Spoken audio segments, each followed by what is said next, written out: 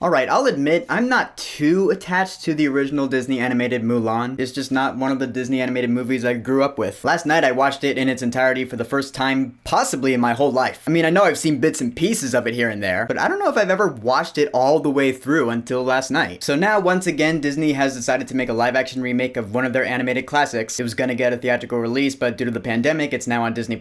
In a few months, it's gonna be free, but for now, it's $30. So the big question is it worth it?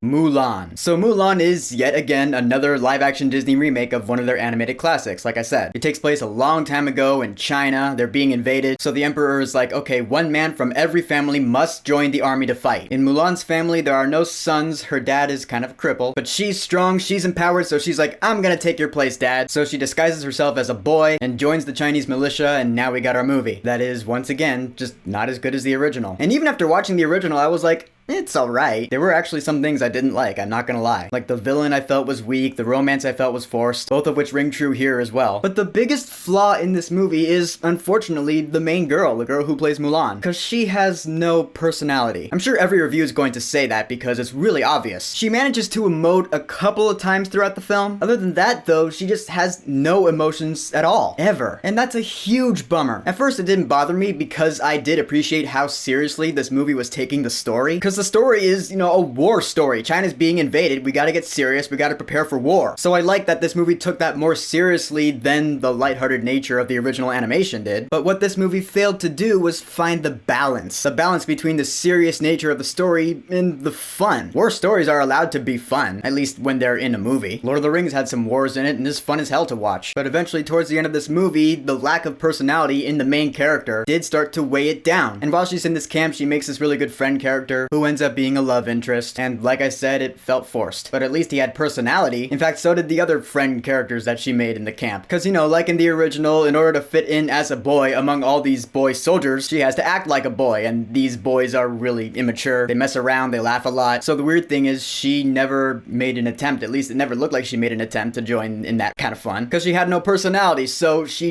it didn't work. Now I have to touch on Donnie Yen is in the movie. He's not in it much, but he did stand out because he's Donnie Yen, and he's a badass. He was probably one of the coolest characters in the movie. Because every time he was on screen, I just wanted him to be like, I'm one with the Force and the Force is with me, I'm one with the Force and the Force is with me. Yeah, he's awesome. And the villains, once again, are weak. And yeah, there are a couple of villains in this movie. The big bad guy villain, I felt there was just nothing to him at all. But I mean, that's how I felt about him in the animation as well. But then there's this other villain, she's a witch, who was not in the animation at all. And her whole deal in this movie I felt was it felt like it wasn't written well. It tries to go for this feminist message here, which I get, but the movie just didn't give it enough gumption, I felt. Now, like I said, at first I did appreciate how seriously this movie was taking the story. In fact, the whole first half of the movie I thought was cool. I appreciated that they weren't really sugarcoating anything. The lack of emotion in the characters didn't bother me until the second half. Because coming towards the end of the film, I found myself getting bored. And I was wondering, I was like, why am I getting bored? What is the movie doing wrong? And then it hit me, I wasn't having any fun. Whatever humor was in this movie, it didn't land, and there was not a lot of it. And again, the bummer is Mulan. I mean, the story of Mulan is a feminist story. The original was that way. So the heavy-handed feeling of the feminist message here didn't bother me as much, because it was heavy-handed in the original. Women can be just as strong as men, and I totally agree. But I've heard some people say this about Captain Marvel, is that it felt like in order to show that Mulan is strong, she has to show no emotion at all, and that could not be further from the truth. It's okay for a strong female character to show emotion. In fact, that makes it better. The only emotion she has is serious and stoic. The few times she showed an emotion other than that, I felt relieved. I was like, alright, this is good. Hopefully this can stick around for the rest of the movie, and it doesn't. She goes right back to being stoic after that. And then I realized everything else is pretty much emotionless too. Not just all the characters, but just the entire vibe of the movie. So by the time I got to the end, the big climactic showdown, I wasn't as invested in it because I was bored. Because the vibe of the movie came off as boring. I mean, I get that war stories are supposed to be serious, and in real life, they are very serious. But the fact is that this war story is wrapped up in a movie. And yeah, I get that taste in movies is is subjective, but the biggest reason I watch movies is to have fun with them. I like to sit down, put on a movie, and have fun watching it. Sue me. If a movie's not fun, then I'm not having fun, so what is even the point of watching it? That's how I feel anyway, and that's how this movie made me feel at the end. I mean, were the action scenes cool? Yeah, they were. They were shot really well, they were well choreographed. I mean, of course, with all the martial arts this movie's showcasing, of course it's gonna have good action scenes. And the music is really good. And the fact that this movie is not a musical like the original was, it didn't bother me really, because again, it's taking the story more seriously, so no musical numbers. So what this movie did is it alluded to the songs from the original in really clever ways. Sometimes it was in the dialogue, sometimes it was in the score. And when the score did it, it was really cool. It didn't allude to all the songs from the original, but the ones it didn't allude to, the dialogue did. So that right there, that's a good balance. So in the end, Disney's live-action Mulan, it disappointed me. And I had high hopes for this one too. Because when I heard it wasn't going to be a musical, and when I heard it was going to get a PG-13 rating, I was like, oh, sweet, they're taking it seriously. But in my opinion, it suffered from taking it a little too seriously. It failed to find the balance between serious and fun. The main girl who played Mulan hardly showed any emotion, and that really weighs the movie down. But, you know, the action scenes were cool, visually it was really cool. There were some scenes visually I was like,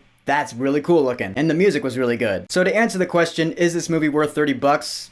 I don't think so. If you want my advice, wait a few months until it's free. Then check it out. I did love that cameo at the end though. So Disney's live action remake of Mulan. Have you watched it? Did you pay for it? If you did, I'm sorry. But what did you think about it? Whatever you think, go ahead and leave a comment.